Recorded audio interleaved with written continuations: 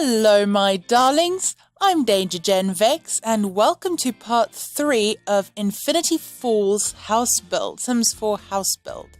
So in this episode, I did everything on the bottom level, the first story of the house.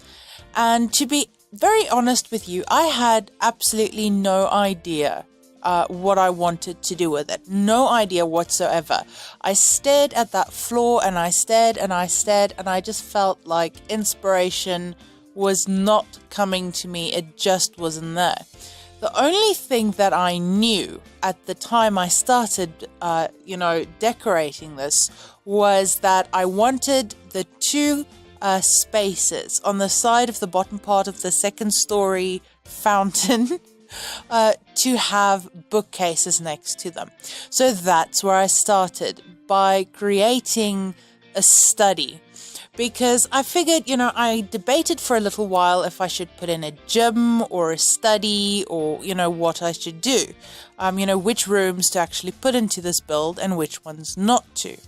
And then considering, that I put in a kid's room and that kind of thing, I figured, adults, they would go to the gym if they needed to work out, or they'd go for a jog, or they'd use the meditation area upstairs. A private gym, they don't need a private gym. So instead, I opted for a study where mum and dad can go and get some, just quiet time away from the kids while they're in the pool or playing in the bedroom or whatever. Hopefully they have a nanny to babysit. I also wasn't sure about, what colors to use, but I ended up, going with the red. And then I ended up, going not very traditional, but much more traditional with the decorating of the study than I did with, a lot of the other rooms or whatever. In the end, I think, just in my personal opinion, after I finished all the decorating, it feels almost like I tried to combine a more traditional feel with, modern as well. So it's kind of like this room or this house is caught between modern decorating and traditional decorating, but without creating a conflict between the two. And, it all stems from the fact that I ended up loving this wooden paneling so much that I used it throughout the entire house, and I kind of set the kind of decorating that I did by that. Just for you guys who, you might notice that I use some art pieces and whatnot that aren't readily visible. There are cheat codes. So not really cheats, but you use show hidden objects is the one, and the other one is the unlocks entitlement one, so that you can use any item, whether you've unlocked it with a career, an achievement, or not. Now I'm working here. Once I finished the study, I went over to the living room, which I decided I wanted it to be close to the entryway, but also close to the pool area, because you don't want your guests to be wandering your entire house.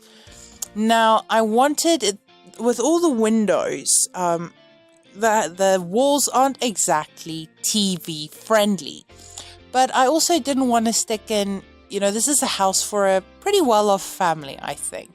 So I didn't want to stick in a crappy TV that you would just put on a little table. So instead I created like a little faux wall, I think that's how you pronounce it, a faux wall. And so that I raised the TV manually, and so that it would appear like it's stuck to a wall or standing on something without it actually being against a wall, so that I could still, leave the windows in and that sort of thing. I was stuck on, what colors to use for a while, and the size of, the little living space. I can generally squeeze a lot of things into a space if I have to. But like I said, I wanted to go a bit all out with this house, which is why it's in parts, because I've spent hours on this bloody build already. But I made a lot of the areas larger, like you'll notice with the dining room when we get to that. There's way more seating than you'd actually need unless you play a full family and all of them sitting, down at the same time. And I think there's still chairs left. And the reason I did that is I figured, this is a family home, first off, so you might have 4 or 5 Sims, there are rooms that you can, redecorate and whatnot if you need more bedroom space. So, you could probably fit 8 Sims in here if you absolutely had to. But I figured, that it is a family home, so sometimes the kids might have people over, or you might want to entertain and throw a nice pool party or something, or, so you want enough space, you can, just in the sitting area there, you have enough space for 7 Sims to sit comfortably, and have a chat. So, I wanted it to be the kind of home where you can have your Sims or have a party, or, that it's comfortable for a family.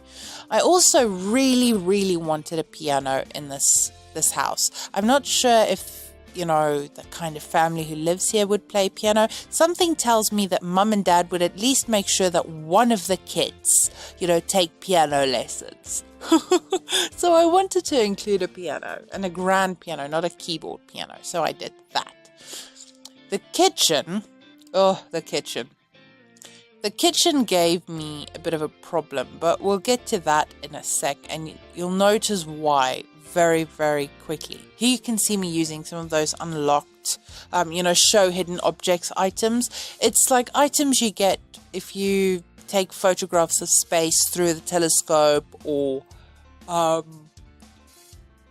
take pictures through a microscope, and that kind of thing. I do apologize. I don't know why. I've been sitting here working and I didn't yawn once. Not once. And then the moment I start recording my voice for this video, suddenly the yawns won't end. I don't understand why. It's terrible. It's absolutely horrible. And I need a drink and my nose is all stuffy. Anyway, so I, just put in a little bit of decoration. For those of you who might have noticed by now, I don't know if anybody has, but I seem to have an addiction to plants. If I could ever decorate my own place, I would probably end up having a significant amount of plants in the house. Now, you might realize, for those of you who have noticed that you can't generally use those books on the bookshelves. They're too big for the slots on the shelves. I manually raised the item. Ooh. Excuse me. I manually raised the items and then used Alt to kind of, shift them into place. So they're not actually on the shelves. If you were to move those shelves, the books and the stuff on them would not move. They would just stay exactly where they are because they're not really on the shelves, just so that you know. Now, I plonked down the dining table first because, like I said, I kind of had an idea of what I wanted to do there. So that went in first.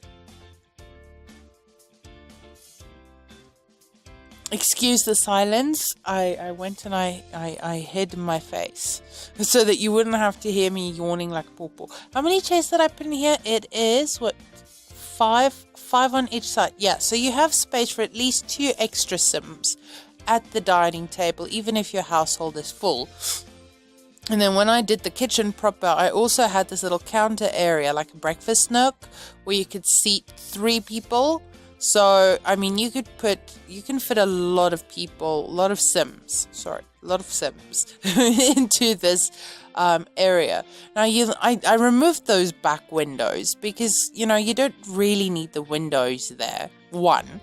And 2, I needed the space for counters. I needed to put the bloody counters somewhere.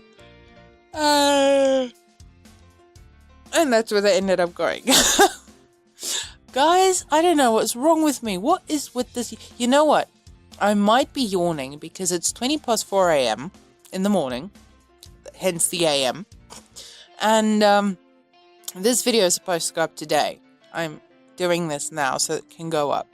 And I think I've actually officially gone more than 24 hours without sleep. Again, it is a terrible, terrible habit. But I just can't seem to help myself. I forget that sleep is a requirement for the human body to function normally. Now, one of the things that get really, really annoying when you use diagonals is that the cabinets get all wonky. The spacing of the cabinets, they go wrong. I don't know why, but they do. So you kind of have to shift, the cabinets manually, also using the Alt key. And that can get to be a bit of a bloody nightmare as well.